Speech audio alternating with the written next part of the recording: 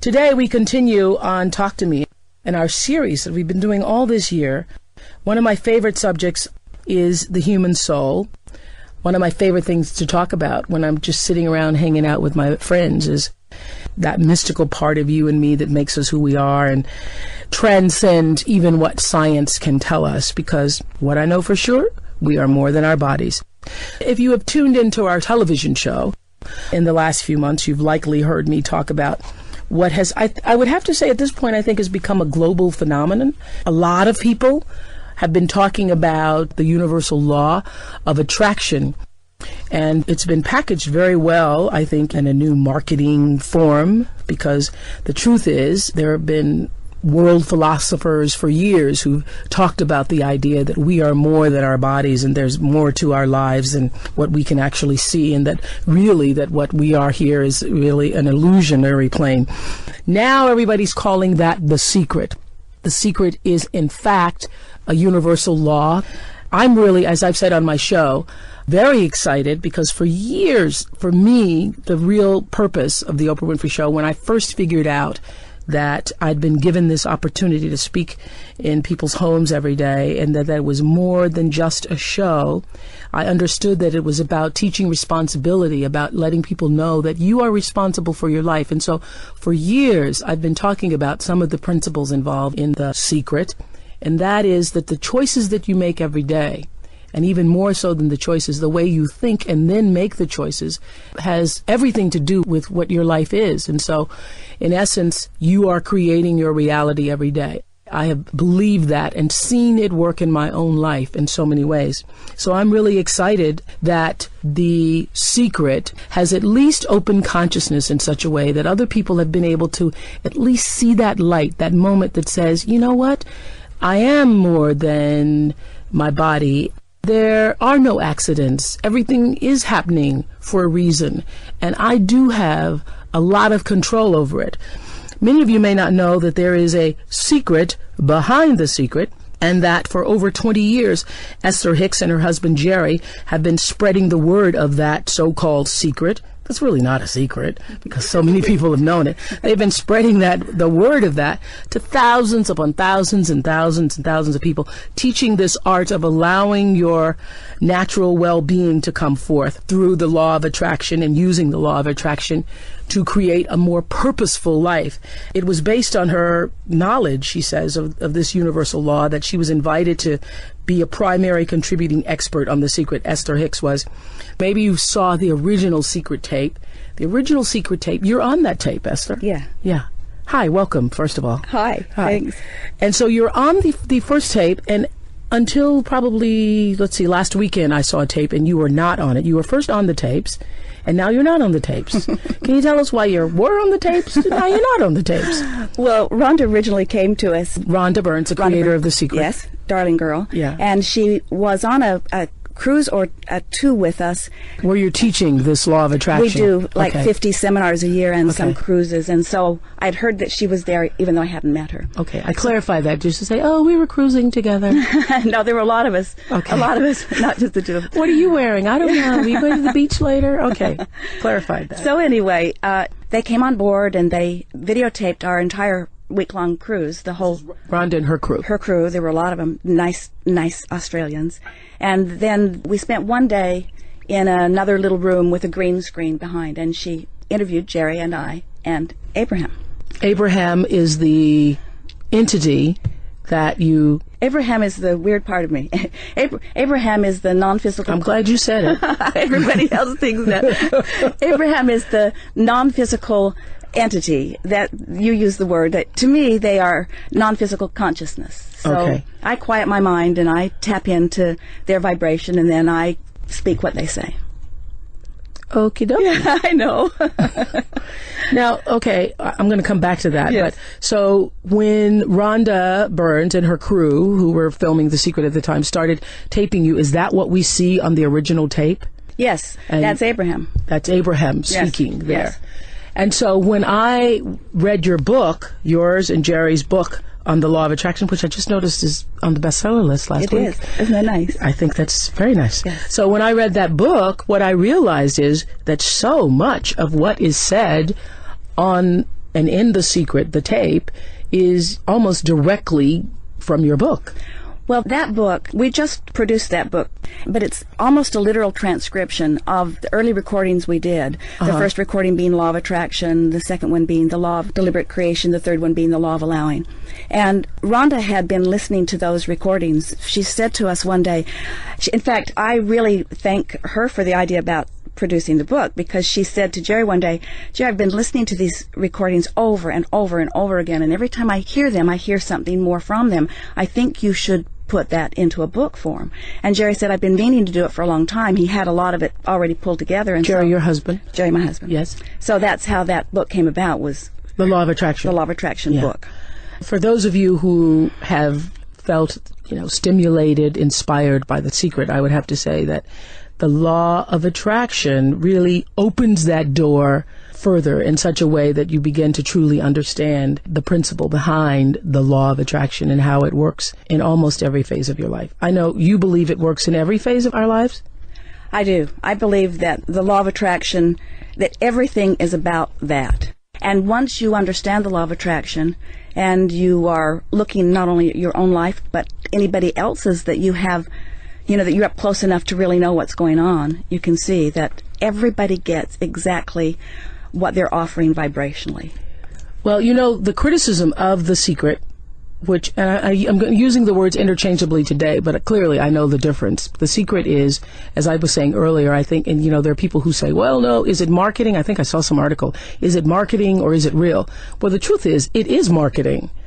It has been marketed and packaged in such a way that people, of our generation, of this time, can receive it in a way that perhaps they couldn't receive it with other philosophers or, Yes, and because of Law of Attraction, because so many people are asking, our contrasting experiences are making us ask more powerfully than ever before, and so more people are asking. I think that watching what Rhonda accomplished with The Secret was maybe the best example I've ever seen of someone holding steadily to a thought or an idea and not letting anyone divert them from their idea. And Law of Attraction. Now you see things that have manifested that she was talking about. Oh, things like it was going to be a worldwide phenomenon and people around the world would benefit from it and everyone would be uplifted by it. I think that what happened with The Secret is a really good example of someone deliberately applying Law of Attraction. And in fairness to Rhonda or anyone who's trying to put such a big idea out in such a short period of time, it isn't possible to explain how to make that happen. She studied for a long time before she began applying it, And so I hear criticism, we get so much correspondence from people who have been studying our work for a long time who don't like how it doesn't say enough or don't like how now it's beginning to be diverted into different directions. It's kind of turning in the wind just a little bit. Jerry and I always say, in fairness, what a wonderful thing this is, what a wonderful icebreaker it is, and anybody who wants to know more, there are a lot of people teaching what to do. Yes. I think it's exciting that we're at a time where people begin to ask those questions about, what is my life? It's so exciting to me that people are beginning to understand that they can do it themselves. It's all about self-empowerment. Okay, well, let's go to some of the criticism immediately, because I thought when I first watched The Secret, I was excited about it because I thought, oh, wow, this is great because people are going to realize that things aren't just happening out of order, right, that things are really very much happening in order. Mm-hmm.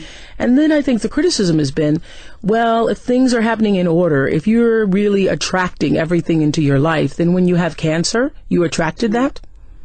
These are questions I really want you to put to Abraham because they explain it so much better. Those are hard questions. But everything that everyone is living is coming in response to their vibrational output. But most people don't know what they're doing. Okay, even children. So bad things happen to children who are innocent, children who don't know, children who don't know about their vibrational output. Yeah. Well, it's like we're offering a vibration whether we know that we are or not, and we learn our vibration. I hear Abraham say that even when you're in your mother's womb, you're picking up on her vibration because of how she feels in her life. And when you're born as that little baby, you're born into an environment where people around you feel a certain way. We see it even as we move about this nation, that there are neighborhoods that you can just feel how those people feel and their lives reflected, and then we see neighborhoods that you can just feel how those people feel and their lives reflect it. And so I don't think anybody's saying that, Abraham says and Abraham is the higher consciousness entity that you channel. Abraham's the broader perspective. Abraham is source energy. The way source energy coming from the source. And we all have access to it. Yes. And through a process of meditation, I managed to quiet my own resistance enough that my own vibration raised so that I tuned into them. Well, this is the thing. Yeah. I know you've agreed to be here because I said to you, when they were going to get you here, I said, tell her, please, she's going to have to come on several shows just to come back because there is no way I'm going to be able to get all my questions out in one session. So I think in our next session, I certainly want you to channel Abraham. But before you do that, for everybody who's listening right now, you're going, what? Sounding weird to me, Oprah. Very weird, Ola. I wanted you to tell people how absolutely normal you used to be. You know what's really funny is you used to be so normal. We think we're normal now. In fact, Jerry was laughing about this morning, that somebody was talking about the weirdness of this, and it doesn't seem weird to us because we've been doing it for so long. It's hard for me to remember what life was like before I had this connection with Abraham. And how did the connection start? Jerry had been looking for ways to uplift people long before he even met me. So he really had that going on with him. And someone uplift, like motivational speaking. Not Jerry was never a motivator. He was more an inspirer in that he always looked for strengths in people and then reflected it back to them. Okay. So he found a book in a library one day written by Jane Roberts. Is this the Seth book? Seth book. Yeah, I read all the Seth books. And so Jerry's reading the Seth books, and I was afraid of them. They just seemed weird to me. Yeah. And so he read them in his private time, and that is so interesting you say that, because I used to read them. I was reading them back in the late 80s, I think it was. And then one time I just started to get weirded out by them, and I removed them from my shelf because I didn't want Seth speaking to me when I got up in the middle of the night to pee. Well, I don't know. I think what made me feel strange about it, there was a very odd-looking picture on the back of the book. Yes. And it just kind of, and so Jerry was Jerry was wise enough not to push it at me. He just read them and enjoyed them, and then every now and again he'd say something to me from one of them, and I would say, well, that makes sense to me, until in time I became more interested in the message and not so freaked out by the way the message came. And so then we decided that we were going to try to find these people and meet with them, because now we were brimming with questions. Yeah. And so we were going to meet them, and then like days after we'd made the decision, we were going to try to find Jane and Rob so that we could meet Seth. They're the people who channeled Seth. Right. Okay. They never use that word, though. I don't even like that word because it means so many different things. But anyway, it makes us think you're weird. It does do that. Yeah. But anyway, so we were in a little sandwich shop next to a bookstore, and a person said to us, just out of the blue, "Have you read any of the Seth material?" Which was odd because we had not told a soul that. So you're just standing in a shop, and then somebody else says we were that. eating a sandwich, and this man just said that to us, and we said, "Yes, as a matter of fact, we have been." And he said, "Did you know Jane Roberts is dead?" Well, that was shocking to me and upsetting. I hadn't heard it, and I felt like somebody had told me that my sister was dead, and I didn't know it. It had that kind of an impact. But then we thought, well, no point in trying to find them because now we can't meet Seth. And so within days, good friends and business partners in Phoenix came to us, and they said, "We've got a tape we want you to hear." And we said, they were acting weird. And I said, "What is it?" And they said, "Well, it's channeled." Well, we didn't know what channeled meant. We said, "What's that?" And they... Because what were you doing in your life? Because, I just am trying to establish this, because were you the kind of couple that you're hanging out with other couples where they're going to channelers? No, nothing like that. No, Jerry was already financially successful, so to tell you the truth, mostly what we were doing is finding a good place to eat every day and shopping. I mean, that was sort of the way our life mostly was. Nice. Yeah. Oh, that's nice. We're a lot busier now. What does that feel like? Just to be able to... it's a distant memory for me, too. Really? But anyway, so they gave us this recording, and we listened to it, and it was another woman who was speaking for another Theo. So are you saying that these things are just happening? Unfolding, yeah. It just like law of attraction does. Once you get on a wavelength, then other things like that come to you. I absolutely get that. And I know people are listening right now, and you've seen, just the other day I was thinking about something. I walk into my office, I open the door, and that's what everybody in the room was talking about. Exactly. Yeah, I see that. So we visited with Theo. I wasn't sure I wanted to go. It was a beautiful home, no weird stuff going on. Theo relaxed, changed her consciousness the way she spoke it, and Theo began speaking to us. You weren't weirded out? I was prepared to be weirded out. Okay. And expected to be. But the feeling of it was the most loving experience that I had ever experienced. And you believed it immediately? I didn't know what it was, but I believed it was good. I'm talking to Esther Hicks, who, along with her husband, Jerry Hicks, they're author of a book that's now on the bestsellers list called The Law of Attraction. It is really, if I may say, the secret behind the secret, because they talk about law of attraction in depth. And Rhonda Burns went to them when she was preparing The Secret. So continue. I'm just trying to find out how Esther came to be Esther, who's channeling. That's a word I use because it's the most... It's all right. Most people do. Okay. Channeling Abraham, which he's agreed to do for us on next week's show. But go ahead. So Jerry has all of these questions that he's asking. He has a lifetime of questions saved up for Theo, and I didn't say a word. I just sat in amazement as I listened to the dialogue back and forth. And then I said, I want to go back tomorrow because now I have questions. So we made another appointment. We went back the next day, and I said, what can we do to more effectively achieve our goals? And Theo said, meditate and affirmations, and gave us a wonderful affirmation. And when she said meditate, we were both put off by it because that just seemed weird to us. I thought of people lying on beds of nails or walking on hot coals, or people standing at the airport, standing on one foot with their hand out. And so I said, what do you mean meditate? And Theo said, sit in a quiet room and wear comfortable clothing and focus on your breathing. And when your mind wanders, and it will, just focus back on your breathing again. Then the tape recorder clicked off. My time is up, and there was a girl in the room. Her name was Stevie. I'll never forget her. And she said, well, do you have one last question? Because she could see I was a little frustrated that my time was up. And she said, do you want to know who your spiritual guide is? Well, I would have never asked that because I had never heard that term. But what year was this? This was 1984. Okay, yeah. So I said, yeah, sounded good. Who is my spiritual guide? And Theo hesitated. I thought, oh no, this is bad news. I thought maybe my spiritual guide was someone bad, but she hesitated, and then she said, we are told it will be given to you directly. You will have a clairaudient experience, and you will know. A clairaudient experience. I didn't know what that meant. Okay. So do we all have spiritual guides? Yes. Mm-hmm. Yes. Do you believe that some have more than others? No. I believe that we all are extensions of source energy, and we all have equal access to this wonderful energy. Yeah. It's just a matter of getting into the place where you can hear it. Do you have 1 or 2 or 3 or 10?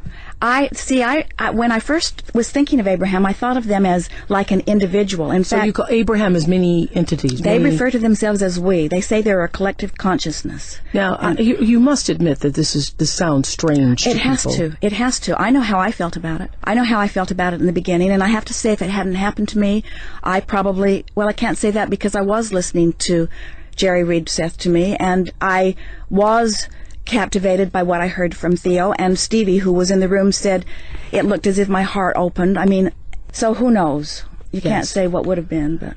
Okay. And so when you first started channeling Abraham, you go into meditation, and what happened? So we went home, put on our bathrobes, sat in a quiet room, pulled the drapes, sat in wingback chairs with an etagere between us because it was frankly just too weird to do it together. And I just focused on my breathing. We set a timer for 15 minutes, and right away I felt numb, detached, and it was an incredible sensation. So the timer went off, and I said, let's do it again. So we set the timer again, and again I just breathed, focused on my breathing, and I couldn't tell my nose from my foot.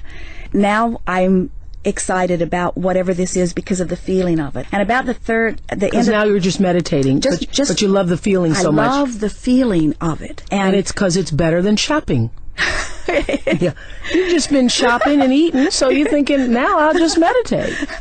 I didn't know what I was reaching for. What was in my mind is, I'm going to meditate every day for 15 minutes, whatever that means, and I'm going to find out the name of my spiritual guide. That was really what was in my mind. Okay, got that. And so right at the end of that, what is now about 45 minutes of meditation, something breathed me. It was the most incredible air drawing in, air pushing out. I felt like I was a billows that someone was breathing, and it was the most loving, incredible feeling of well-being that I had ever experienced in my life, and I wanted more of it. Something breathed you. Something breathed me. That's the only... I know now it was my first interaction with Abraham, but... So we meditated. And did he say, I am Abraham? No, it's just because I couldn't have heard that. We meditated for about 9 months, and nothing happened except I got numb every day, and I liked the sensation of it. And then it gets weirder. One day, while we were meditating, my head just started sort of moving gently, and I loved it. It felt like flying. And the next day, the same thing. And about the next day, while my head was moving, I realized it wasn't just randomly moving. It was actually like spelling letters, like my nose was writing on a chalkboard. And I realized they were going through the alphabet. And I was on M, N, O. And I said to Jerry, I'm spelling the alphabet with my nose. And Jerry got a notebook. What did you think was going on? Well, see, when it's happening, it feels wonderful and it feels normal. It's Jerry is the one that had to be wondering what was going on. Yeah, because I would have called the doctor. We might have if we hadn't experienced Theo. We might have if we hadn't been reading all of this wonderful information from Seth. Okay. So now we've got the combination of intellectually understanding that we've connected to something, and we have no way of knowing what it is. I couldn't tell you. I only knew that it felt so good. And you wanted more of it. And I wanted more. Okay, so you start spelling with your nose. For about 2 months. It was awkward and awful. Jerry woke me up in the middle of the night and propped me up in bed and would ask a question, and off we'd go. It was bizarre and tiring. Bizarre and tiring. Now, when you say that you channel Abraham, and if it's not called channeling, what do you call it? Well, it's what inspiration is. Okay. It's what the basketball player is doing. You know, he's trained his body to move well, but he gets into that zone and allows his broader perspective to flow through. I mean, I think everybody is doing it to some extent. That's why I don't like... The word implies that only a few can do it, and that it's weird, and that they are the chosen ones, and it's not that way at all. Everyone has access to this broader perspective. Why do you call it Abraham? That's the name they gave, and I don't repeat words that I'm hearing. You don't repeat words that you're hearing. It's not like that. Abraham gives me a block of thought, and at an unconscious level, I match that block of thought up with the physical word equivalent. Okay. So it's like blending their perspective and our perspective. I got it. So when they said, so they've explained that... Because they're not speaking, now I'm talking like you, they're not speaking in English. Or they're not speaking language. Speaking in vibration. They're speaking in vibration. That's why musicians can translate it. That's why artists can translate it. I got that. So I get this block of thought. Stay with us, XM listeners. I know. Hang in there. It gets better. No, because what's so fantastic is that we're talking about this on its own vibrational frequency. Oh, yeah. XM 156. Cool. That is a vibrational frequency here. So Abraham explains that the block of thought that they offered me, that the word Abraham was the best label that I could find that best defined who they are, because they are at the root of every religion. Because Abraham is really a part of every religion. You'll hear it in... Yes. I understand it. I'm with you. I know you are. I'm right there with you. As a matter of fact, when I picked up the book, this is so weird, I was with my producers, Sherry and Lisa, and they were telling me about the book, because I hadn't heard about the book. And we were at my house reading the book together one weekend, and I said, I bet you Esther has something to do with this. I bet she has somehow thought of this and is calling me in. I've been calling you in for years. In fact, when Abraham first came through me, our daughter Tracy was 14. And I wasn't quite sure how I was going to explain this to Tracy. And so she'd been listening to us read the Seth books. And the first thing Tracy said was, can I talk to Abraham? The second thing she said is, don't go on Oprah. Really? because she didn't want all of her friends who watched you every day to see how weird her mother was. Yeah. Yeah. I've been listening to you, and people email us constantly, and they say things that, oh, Oprah knows this. Oprah's got this. Oprah understands this. And so I told Jerry, I said, whether we're on a television show or a radio show, or whether we just get to sit and play with Oprah a little bit, it's all satisfying to me. Oh, that is so wonderful. Yeah. But isn't it interesting? I felt it. Yeah. I felt it, and I felt that when they gave me the book, I realized that it had been a journey to that very moment. You know what? Abraham talks about how our life causes us, when we know what we don't want, we know what we do want. And so we're creating this constant, they call it a vibrational escrow. It's like our future experience that happens vibrationally before we get there. And I see so many things that are in all of our vibrational escrows. In other words, it's stuff that we've asked for that has already happened on some level. And if we can just get out of our own way, then all those things happen. So I think you were in my vibrational escrow. I think so, too. Yeah. I must have been. Yeah. Well, so a half hour's gone already. That's why I told you have to come back next week. Yeah. We'll be joining again with Esther Hicks on our continued Soul series. And next week, I'm going to ask her to bring in Abraham. That's what we're going to do. And you'll explain that my head does not turn all the way around and things like that. I'm trying not to be weirded out. I'm just going to be cool with Abraham. You'll like Thank you for joining us here on XM 156. Talk to Me, our Soul series. So happy to have been able to talk to Esther Hicks. Her book, along with her husband, Jerry Hicks, is called The Law of Attraction, on the bestsellers list right now. It's the secret, really, behind the secret. Email me with your comments and suggestions at Oprah.com or call 866-OPRAH-XM. Whoa, we're back, continuing our Soul series. Last week we were talking to Esther Hicks. Esther's still here. Esther Hicks, author of The Law of Attraction. She and her husband, Jerry Hicks, wrote that book along with Asking It Shall Be Given, Amazing Power of Deliberate Intent. Yeah. And those of you who saw the original Secret tapes, you will see Esther on the original Secret tapes. As we were saying last week, she's no longer on the tapes. I never let you answer why you're no longer on the tapes. We started to ask that question.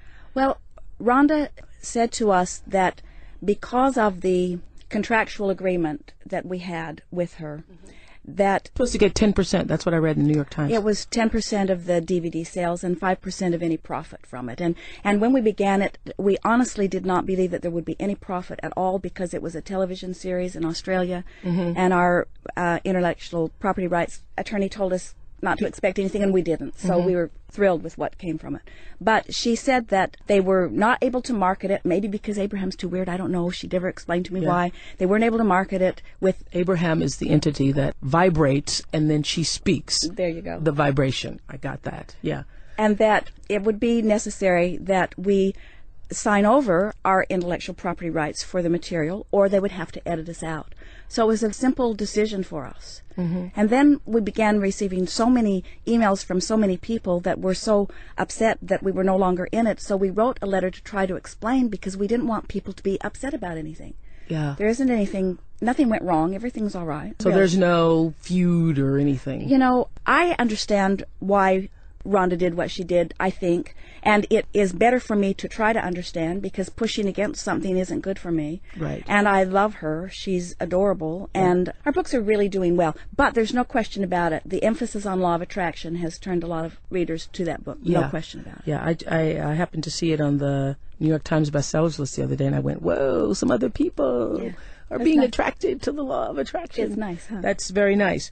So at the time when you were removed, were you or Jerry, were you upset about it in any way? It was a really painful experience for me, because it felt to me like we were drawn in one way and utilized and then sort of discarded. But feeling sorry for yourself is not a healthy state of being, and so I'm like way over it. Yeah, really? Yeah, we've just been looking at the positive aspects of it. And the positive aspect of it is, I'm sure you see this, lots of other people are being introduced to your work, even though you're no longer on that particular tape.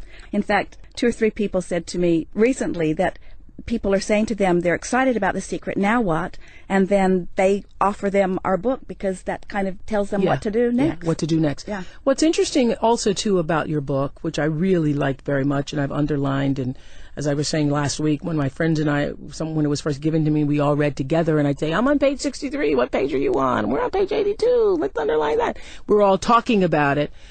Your book does not put as much emphasis, and I think one of the criticisms right now of The Secret is, and I can see why people criticize it, is that it's all about getting rich. There's the moment in The Secret where I think somebody puts the check on the ceiling and they're talking about money, money, money, money, money.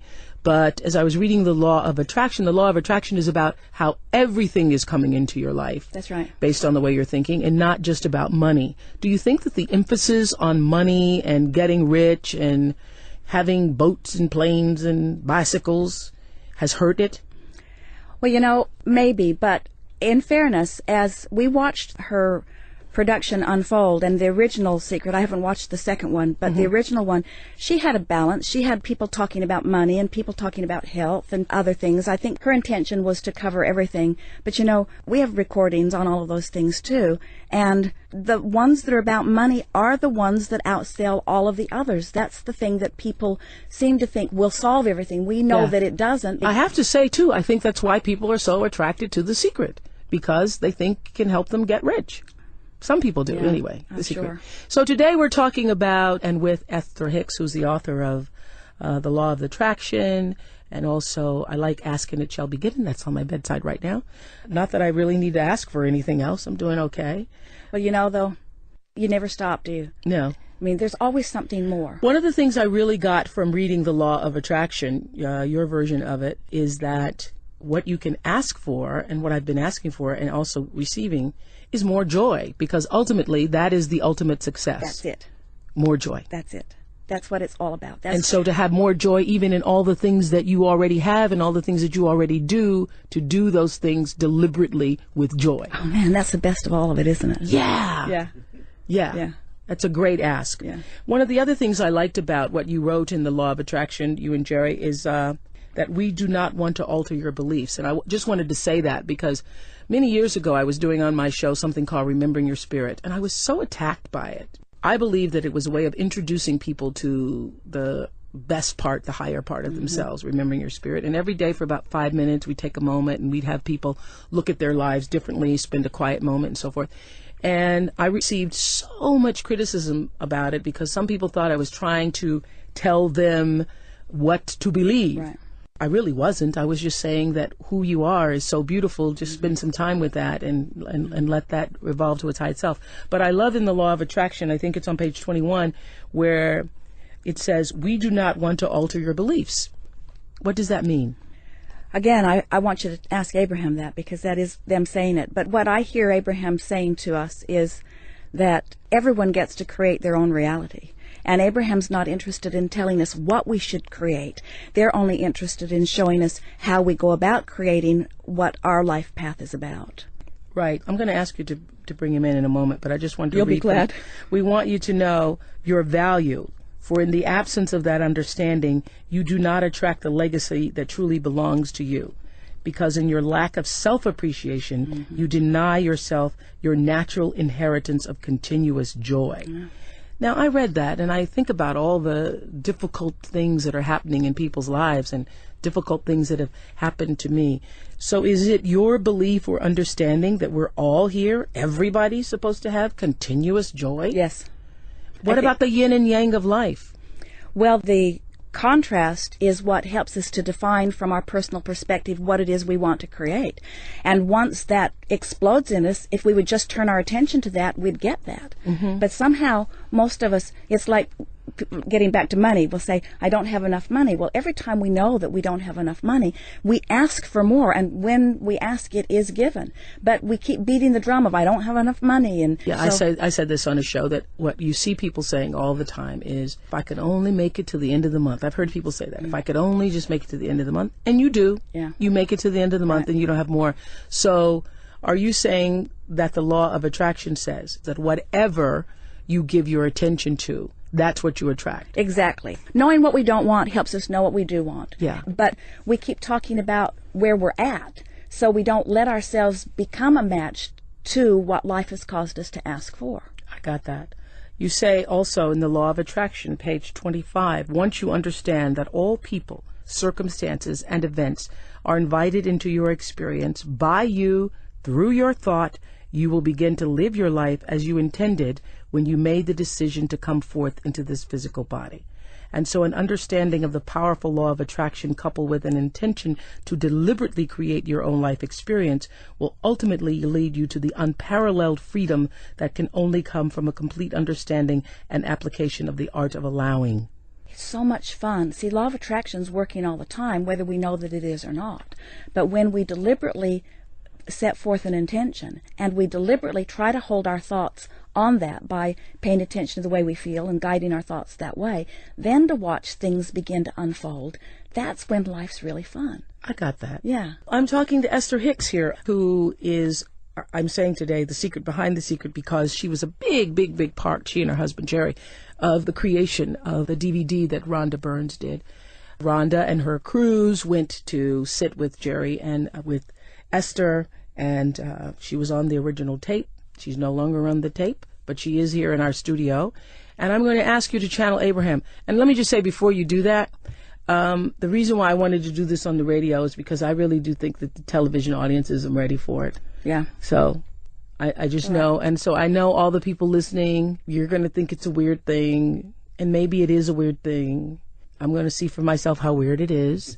Prepare yourself. I'm preparing myself. That's why I thought I would do this I'd do my virgin run with Abraham on the radio in case some weirdo thing happened. So what happens? What is the process? Can you tell our listeners what this means? I just relax and quiet my mind. I usually focus on my breathing. Are you going to look the same? Yeah, nothing's going to change. It'll be all right. Okay. It'll be all right. My eyes dilate is about the only thing that's different. The And pupils. does it happen every time? Can you do it? Does it happen? Do you just say, "Hey, Abraham," and it shows up? The only time that I was not able to bring Abraham in was when the neighbor's dog got in our chicken yard years ago and mutilated some of our chickens. And I was so upset I couldn't relax enough to receive them. But So once you channel Abraham here on XM 156, once you do that, then I'm talking to Abraham. Are you hearing what Abraham is? I is? hear every word, Okay, but what it is, I don't go away, but I become more is the best way to explain it. Because tell me again what you said last week, that it's a vibrational field. Yeah, I don't repeat words. They offer a vibration that because I've practiced for so many years, I tune to it easily. Mm-hmm. I think you do it too, Oprah. I think you are every bit as weird as me. You just don't use the label. And how do you see that I'm weird, Esther? How so? I don't see you as weird. I only say weird in the sense that I believe that you are weird in the way that I'm weird, in that you receive broader perspective, or you'll get an impulse that when you follow it just at the right time, it's exactly right. Yes. You know? Yeah. I'm going to ask you to bring in Abraham. All right. You'll like it. I'll like it. We are not really as strange as all of that.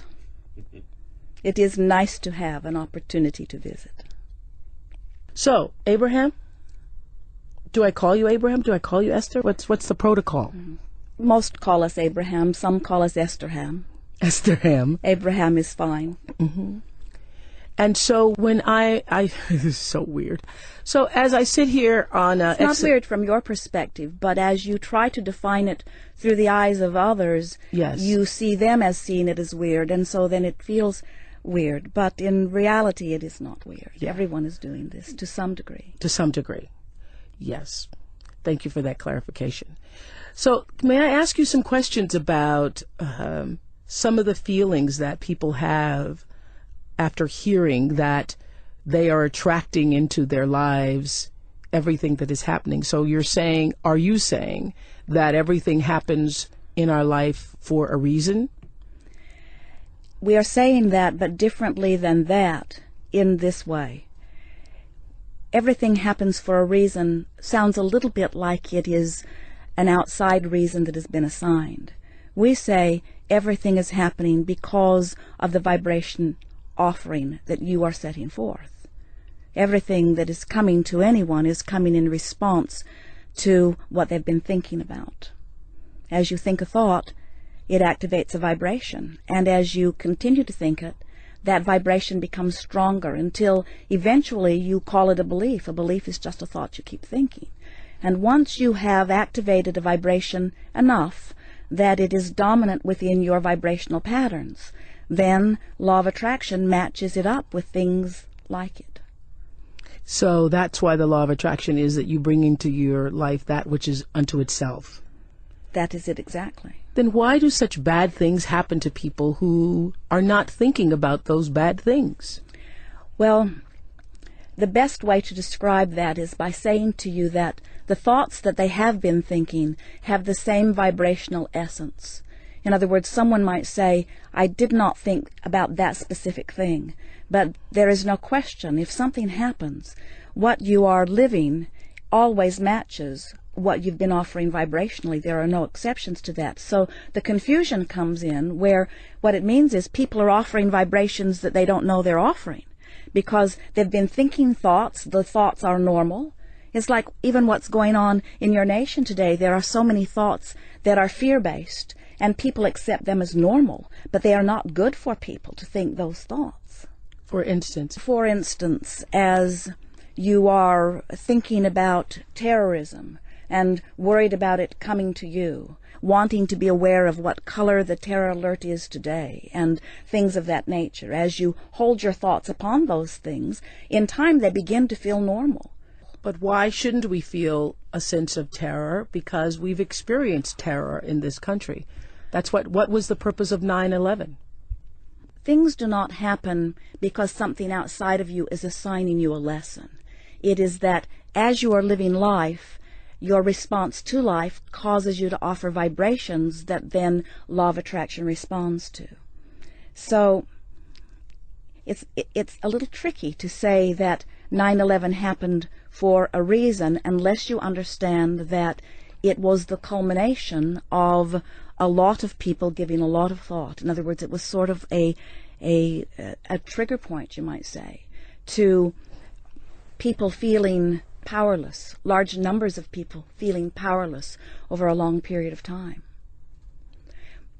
I asked the question because the terror alerts resulted from 9/11. Yes. And that attack on our country, on our beings and our sense of security, yes, and our sense of feeling like we were safe.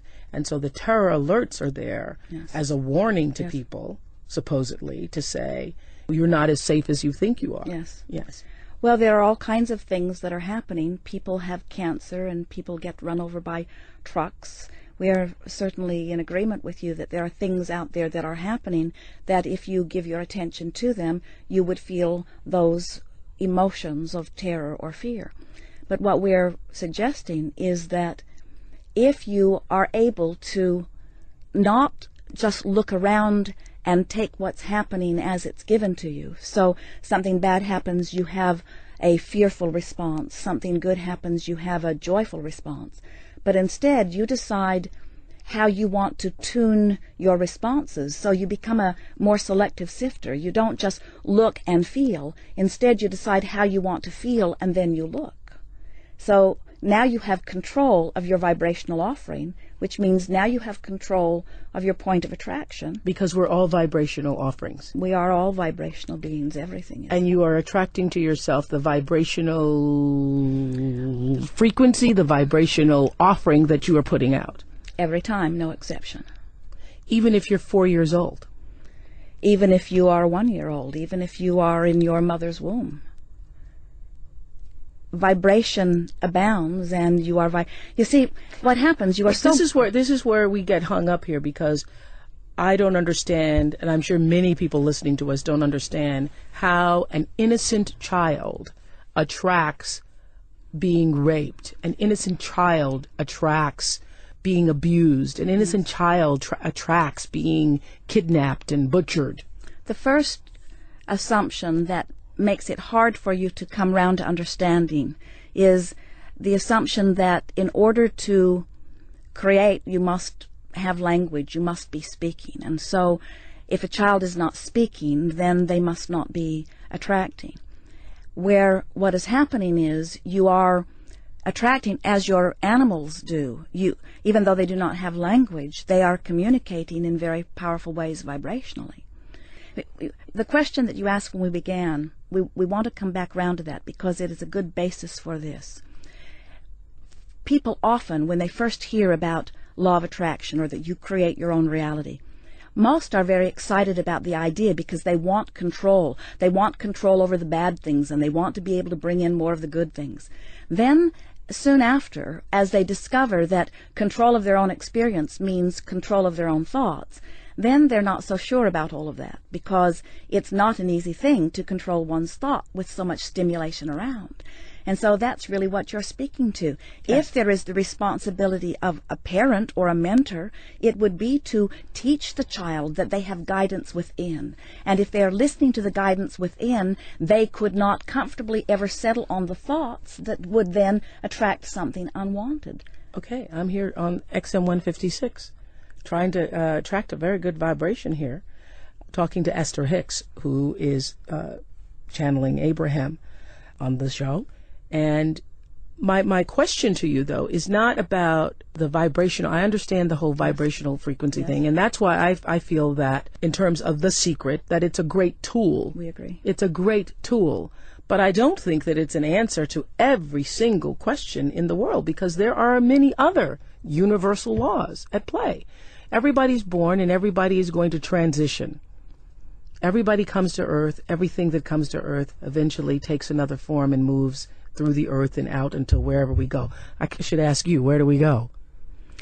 You withdraw your consciousness from this physical experience and you reemerge into non-physical, and you feel yourself as the culmination of all that you've become. It is an exhilarating experience in one fell swoop to leave behind all doubt and fear and worry and self-denial and to become in one moment the full recognized being that you are. It's important to know that you came into this body from your non-physical perspective. Mm-hmm. May I interrupt a second? Because I just thought this. Are we making too much of the whole body thing? Are we kind of caught up on it because that's what we are? Are we making too much of it? And so people say, for example, this person has a bad life, this person has a good life, and the way we define good life is by how many things you can have, and bad life is that you didn't have as many things. And I ask that question because as you visit different parts of the world, I see people with absolutely nothing who are far happier than most of the people that I see that have lots and lots of different things. So are we in the wrong frequency? Are we thinking the wrong things about what is good and what is not? Well, it isn't wrong to seek material things. You are physically manifested. You have a material body. And so it is right that you would want to surround yourself with things like that. But what happens, whether you are in an environment where there is very little stimulation about wanting things, or whether you are in an environment like this where there is so much stimulation about it, the important thing to understand is that whatever life you're living, your life is causing you to define what it is you are wanting. You're constantly emitting these rockets of desire as you sift through the contrast of your experience. It's not a complicated story to unravel, and we can give it to you in a very short period of time if you're wanting it. Please do. So, you are source energy, every one of you, and you make the decision to come forth into these physical bodies because you know that this leading edge experience on planet Earth is the leading edge experience, not just for man, but for that which man calls God. So as you express yourself forward into these physical bodies, the environment that surrounds you and the contrast of it helps you individually and uniquely to define what you desire. And as that desire is born within you, even before you can put words to it, it radiates from you like a rocket, and the source that was you before you were born follows that rocket and literally becomes the vibrational equivalent of every hope and desire and dream that every one of you dream.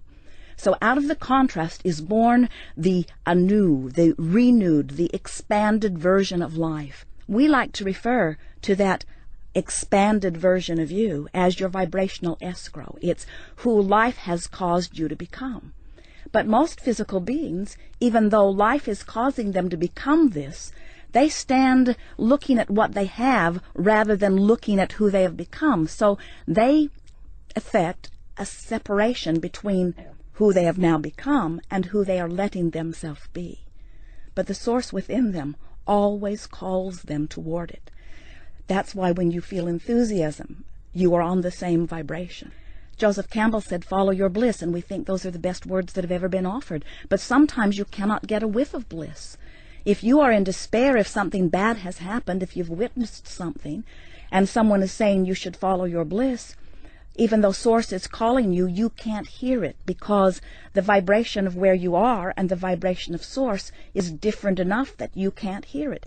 Not that it isn't calling, but you can't hear it. So, do you know what the call of Source sounds like? People say it must sound like harps and angels. No. We say it depends on where you are. Mm-hmm. If you are in appreciation, the call of Source feels like elation. If you are in despair, if you feel powerless, the call of Source feels like rage. If you are in rage or anger, the call of Source then feels like frustration. In other words, it's a slight improvement from where you are is what the call of Source always sounds like. So 9/11 came out of so many people feeling so powerless for so long that the next logical step for them was something. We always say we want to call you through the rage and revenge so that you don't act on it, but it is a logical place to be. If you've ever been depressed, you know how much better you feel when you get mad. And your friends don't want you to be mad. They liked you better when you were depressed, but you've got to admit at least you're breathing now. You do feel better. So everything about coming into alignment with who you are is about closing that gap between whatever you're focused upon in your now experience and who you really are. Well, this has been very interesting. Very interesting. Thank you, Esther Hicks. Thank you, Abraham. But it's time to wrap this chapter of our exclusive Soul series here on Oprah and Friends XM 156. Fascinating to me. Next week, more on how we can apply the law of attraction in our own lives, which I know lots of people are talking about these days. And does it work or doesn't it work? And does it make you a victim if bad things happen? And find out if there are other universal laws that also will help us begin to live a more purposeful life.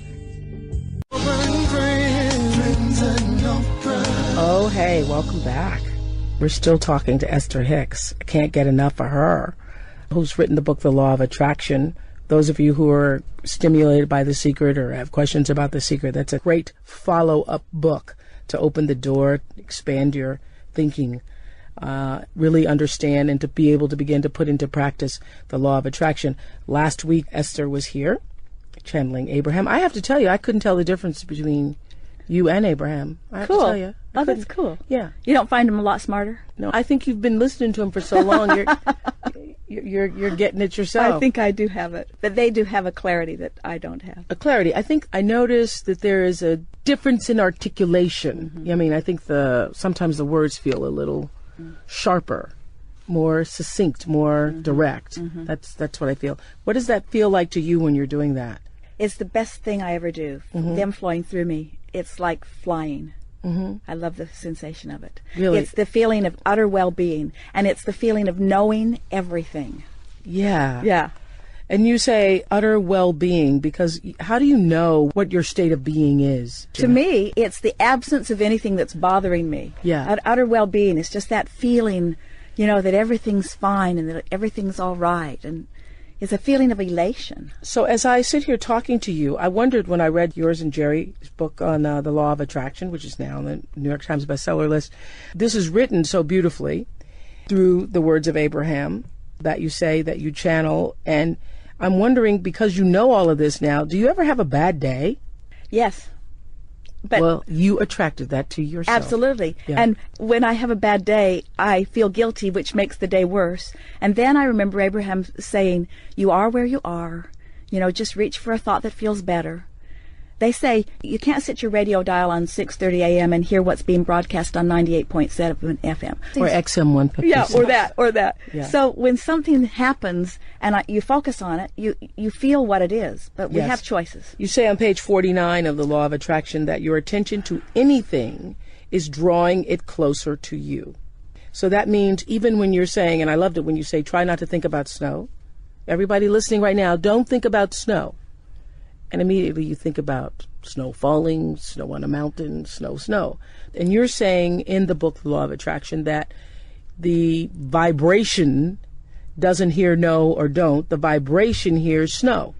Every subject's two subjects. It's like picking up a stick, and on one end of it is what the absence of what you want, and on the other end of it is what you want. So you pick up the subject and you activate it, and depending on how you feel is which end of the stick you're on. It's like, am I really thinking about my lover coming, or am I noticing that he hasn't come yet? It's the subject is my lover, but if I'm thinking about him coming, I feel high and happy. If I'm thinking about the fact that I have no idea where he is or if he'll ever show up, I feel terrible. Yeah, so that's why you speak about and have written about the law of deliberate creation. Yes. Because I think for most people, they can't even figure out what it is they really want. And I say this to also my friends and people who work with me all the time. Don't say you do want something, but then subconsciously, the layer is, but when you go beneath the surface of it, is I'm not so sure I'm really going to get it. I'm not so sure I can really have it. Because that's then what is going to be working for you. That's right. The universe is not responding to our words. It's responding to the way we feel. So the more you think about, for example, you say, I don't want to think about it. I'm sick, but I don't want to think about it. I'm worried about my child, but I don't want to think about it. What happens? The best example that I've seen of that, a lady was talking to Abraham, and she said, I'm in such pain. I have arthritis in my hips, and every moment I feel uncomfortable. How can I think about a good feeling body when my body hurts so much? And Abraham said, you have to separate what's happening from the way you feel about what's happening. In other words, they said, you're in a painful arthritic body and you feel frightened, or you're in a painful arthritic body and you feel hopeful. And the difference between hope and fear is the difference between recovery or not. So the way to begin to use this as a tool to do, as you and Jerry say in the book, Law of Attraction, to lead a more purposeful life is to follow your feelings toward that which is good. You have to find a way to quantify the journeys. It's like Jerry and I drive from Phoenix to San Diego, and we know how to get there. It's 400 miles. We head west. We never feel discouraged. We know we're going to make it. Even though we're not happy out there in the desert, we can't wait till we get to San Diego. We never worry about making it or not. We don't get halfway and lose our way and then fight with each other over whose fault it is that we're not there, and then go back to Phoenix, Yuma, Phoenix, Yuma, Phoenix, Yuma, Phoenix, Yuma, and then say San Diego's an impossible dream or incurable, because that journey we understand.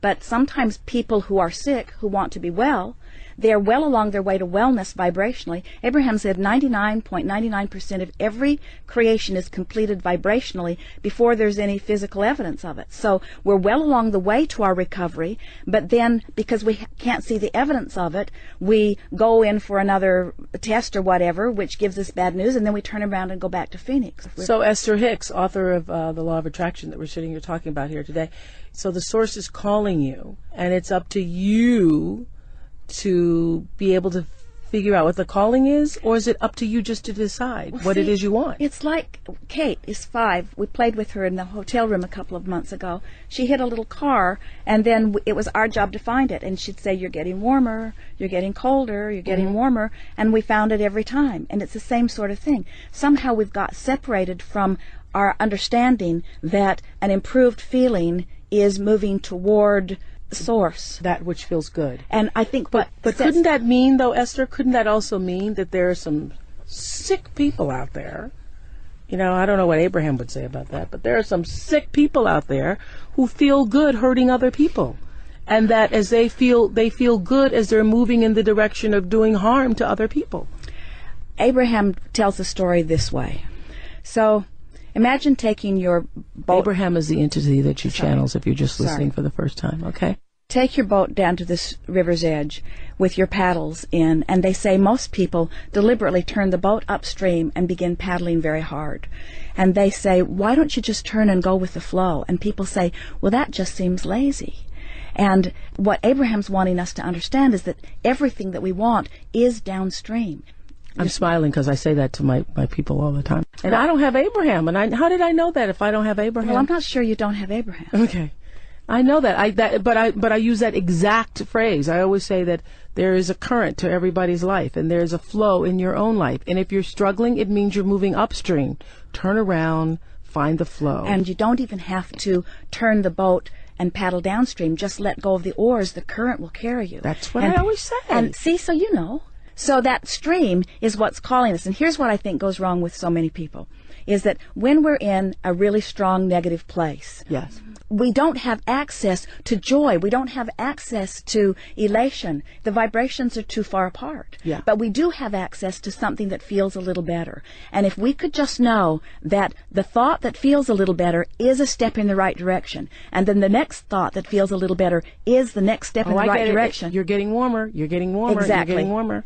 It's Kate saying, you're getting warmer, you're Exactly. getting warmer. Yeah. So that's how you know. That's how you know. It feels better. That to move toward who you've become always feels better. To widen that gap always feels worse. How does the law of attraction mesh with religious beliefs? Because I think that's one of the things that when we first did The Secret on the show, one of the questions from one of our viewers was, well, where is God in all of this? And I said, God is the secret. God is at the heart of everything that is. So law of attraction is responding to our thoughts. Mm-hmm. And our thoughts equal our point of attraction. But now consider this. So we're source energy. We're born into this physical body. The contrast causes us to ask for this and ask for this and ask for this. So there's this vibrational escrow that's amassing.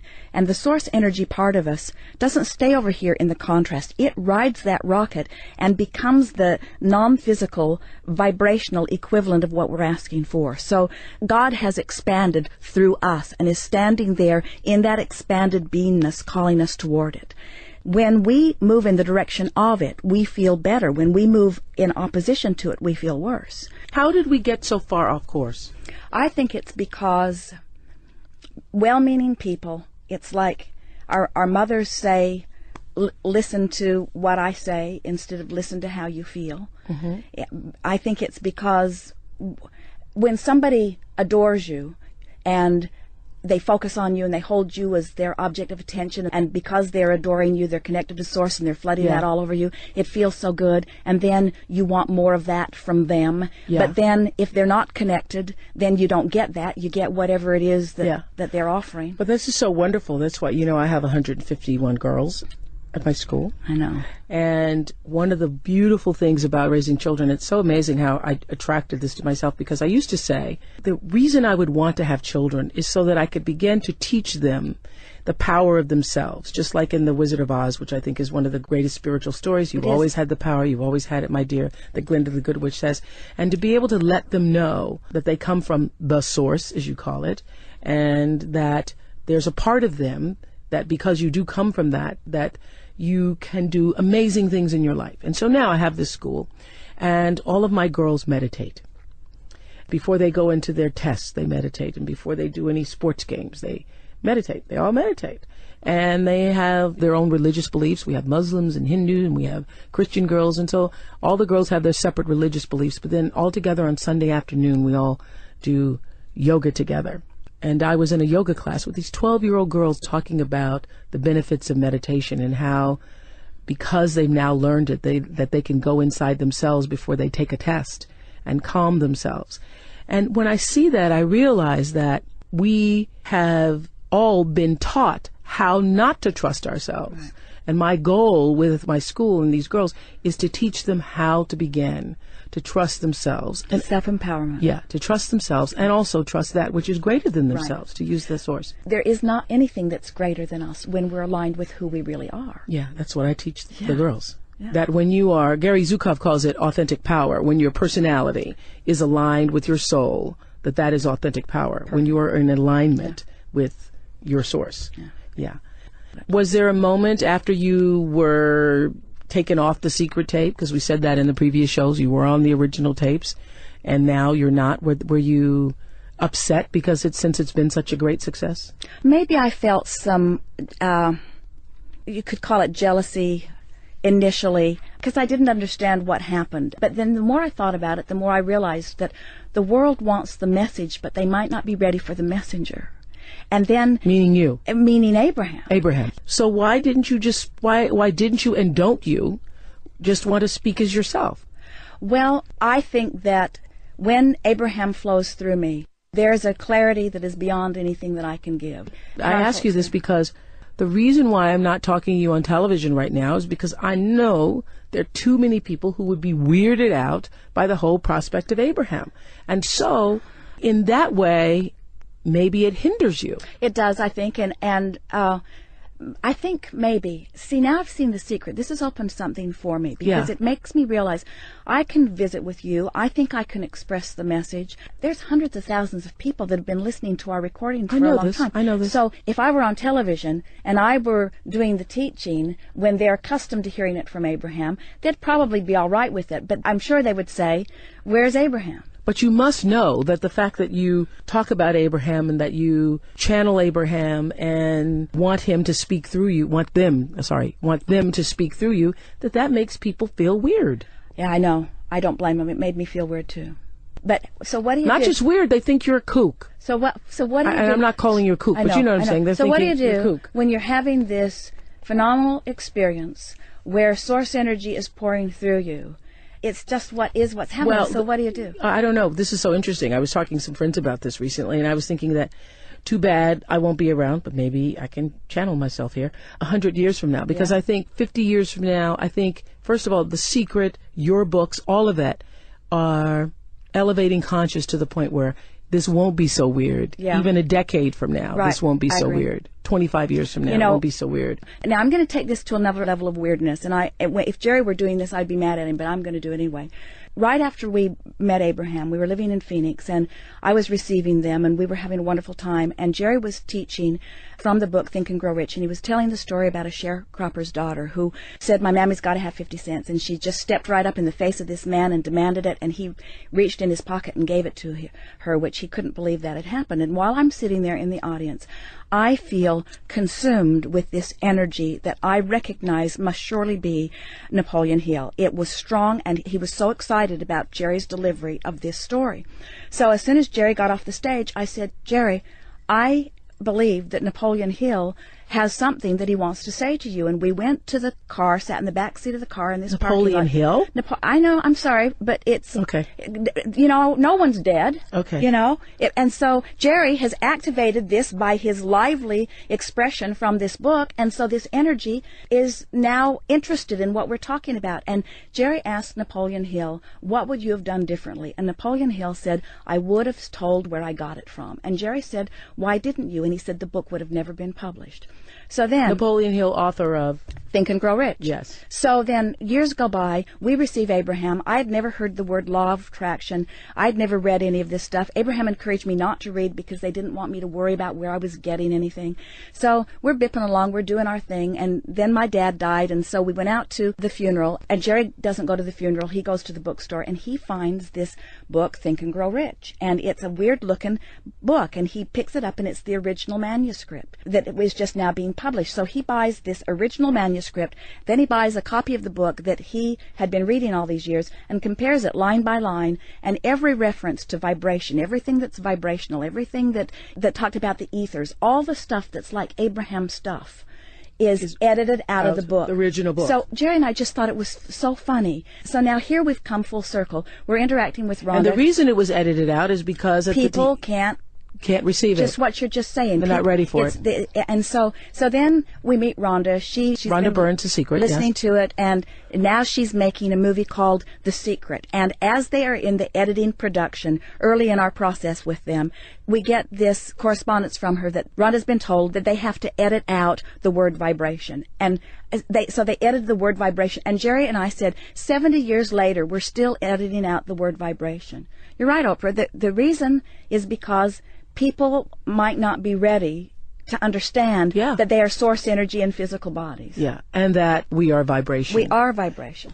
Now, in your book, The Law of Attraction, you say an all-inclusive, never-changing set of rules doesn't exist. When I read that, I thought, well, geez, when people read that, they're going to think, well, this is in conflict with Christian teachings, specifically the Ten Commandments. Those Christian teachings are in conflict with Christian teachings, too. Yes. You know, Well, I can't argue that. But specifically, I'm just talking about the law of attraction, saying that rules change, that people evolve, and so rules also should be evolving with people then. when someone stood before Jesus dripping their illness, he did not see them in their sickness. He saw them in their wholeness. He saw their vibrational escrow. He saw who they really are. Mm-hmm. And he held that in his mind so powerfully that he dominated the vibration of their being so that they were well. And then he said, go forth and tell no one. Yeah, and that's why you say in the book also, you say that the greatest thing, which that really was a sentence that changed me, that Abraham said through you, that the greatest gift you can give to someone is your highest expectation of them. So when you see the best in them. Because when you see the best in someone, you're tuned in, tapped in, turned on to source energy. So it's not just you looking at them. You're flooding all over them with source energy. And by source energy, you mean what most people call God? Yeah, Abraham doesn't use the word God because they say it just makes you think of what you already think about God, and yes. what they think is different than what most people do. It makes you think of God in the religious context, yeah. I feel so much more closer to Christ as a result of what I've learned from Abraham than I ever knew before, because I feel like I feel how he felt. I feel like I know what he knew. When he says the kingdom of heaven is within you, he was talking about this connection to source energy. I would have to say that, too, for all the people who feel that it conflicts with your religion. You know, I obviously was raised not just Christian, but Baptist, and, you know, still hold to my Christian beliefs. And I would say that everything that I've learned metaphysically has really only enhanced what I believe about that which we call God. Do you have time for a really quick story? Sure. We were doing some telephone consultations a few years ago, and there was a woman talking to Abraham, and what she really wanted was a fortune telling. And Abraham's a teacher. They don't tell fortunes. They try to empower people. And so she wasn't really having a very good time. And so Abraham said to her, let's pick some subjects and activate them, and then they'll show up in your experience, and then you'll know your power. Well, she wasn't having any of it. She said, like what? And they said, like blue glass. And then they described different blue glasses. They said, a feather. Think about feathers on birds, on hats. Think about butterflies. And she wasn't having any of it. The consultation. Think about them and then see how they show up in your life. Think about them. But Abraham was just wanting to get her to talk about them with them long enough that it would activate the vibration of them. So she got off the phone, and I said to Jerry, she'll probably ask for her money back, because I could tell that she was not having a good time with Abraham because they wouldn't tell her fortune. So then we were in La Jolla, and we went to George's restaurants, which we found because of you, and ate that wonderful soup. So anyway, we were on our way to George's, and we parked the car, got out of the car, and right in front of me was a store that I had not been in before, and we got clear in the back of the store. There was a wall of blue glass unlike anything I'd ever seen in my life, and I didn't make the connection between the consultation, but there it was. So then we went to George's and had lunch. Then we walked down to the cove, and we were walking across the grass right before you get down there, and there was a flurry of butterflies that surrounded us that was so intense we had to stop talking to keep from eating them. And then, all of a sudden, I see a little boy running across the lawn, and he came right up to me and handed me a pigeon's feather that he'd picked up off the ground.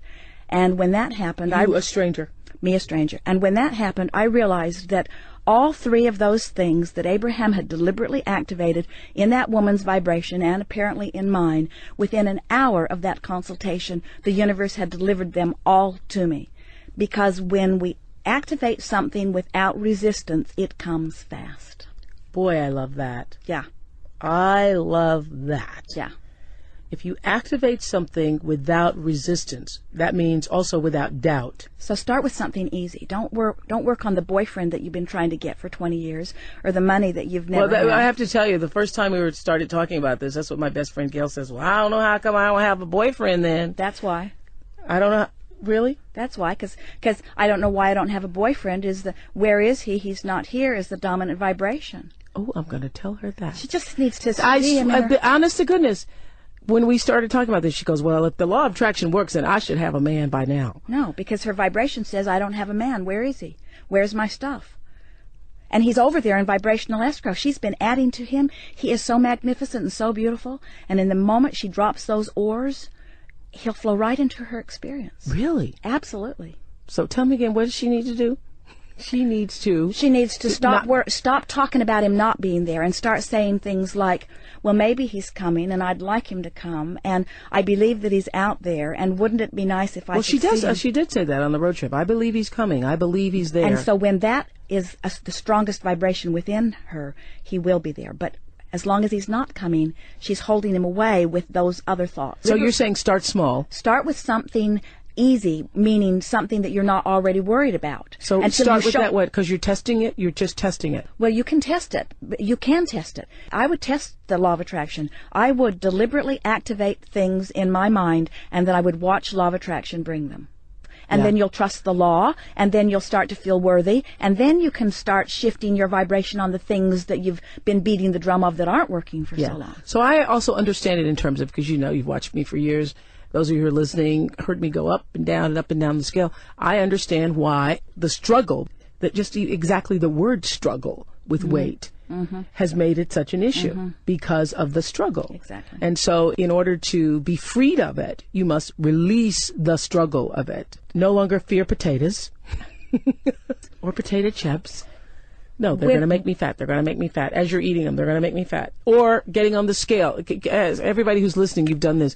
You get on the scale and you feel worse. The numbers make you feel worse, and then you decide, well, okay, I'm just going to eat to make myself feel better. Yeah. So you can't get the thing that you are worried about because the worry is the indication that you're offering the vibration of the lack of it. Okay. Worry isn't keeping you from it. It's your indication of where you're vibrating. Because the thought creates a vibration, and the good thoughts create good vibrations. Let's see, how can I say that? Good vibrations. The vibration, what we're always feeling is the vibrational interplay between who we really are and who we're being in this moment. So life caused me to want to be prosperous, let's say, but I'm beating the drum of I can't pay my bills today. Okay. The emotion that I'm feeling is the relationship, it's the vibrational discord between who I really am and where I'm being in this moment. So by reaching for a thought that feels better, I tune myself up that vibrational scale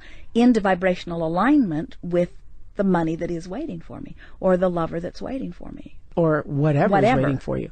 So what I've been saying for years, I've known this because when people ask me, how did this happen to you? How do you have this life? I have understood that I am where I am and who I am because I really believed when I was a child, I was told that I was God's child. I used to call him my daddy. Jesus, he's my daddy. So I really did believe everything that I was taught about the kingdom of heaven is at hand, and asking you shall be given, and greater things than these that I have done. I really, really did believe that because that's really all I had to believe. So I grew up thinking that I could be whatever God wanted me to be. Isn't that a nice thing for you to know? Don't you want everybody to know that? Yes. I do too. Yes. I do too. Yes. And that's why we are where we are. Yeah. It's a joy just to have been able to share this time with you. It was great fun for me. Thank you for coming, bringing Abraham and the gang. Yeah. They had fun too. Esther Hicks, The Law of Attraction, on the bestsellers list right now. It really deeply defines, explains, and opens the door to all of the notions of the secret. So I'm really happy to have been able to have the book. I underlined it so many times that I now need a new book. Thank you so much for being with us. Thank you too. On our Soul Series. Next week, more on how we can apply the law of attraction in our own lives and find out if there are other universal laws that also will help us begin to live a more purposeful life. I'm Oprah on Oprah and Friends, XM 156. It's not so much about what you think, but about what you really, really, truly feel. Whether we know it or not, the law of attraction is working. Whenever we use the words don't, not, and no, in that very moment, we just gave attention, energy, and focus to that which we didn't want. What do you want? I always thought I would never have to worry about money. Simple steps to make the law work for you. Even when I was making $22,000 a year, my father said, you better save half because you're not going to make no salary like that. On the next Talk to Me. You're right, Dad. I'm not. Thank you for watching this video, my friends. I hope you really enjoyed it. Make sure you leave a comment below and please subscribe to this channel. I want to give you so much more. Thank you, and I'll see you next time.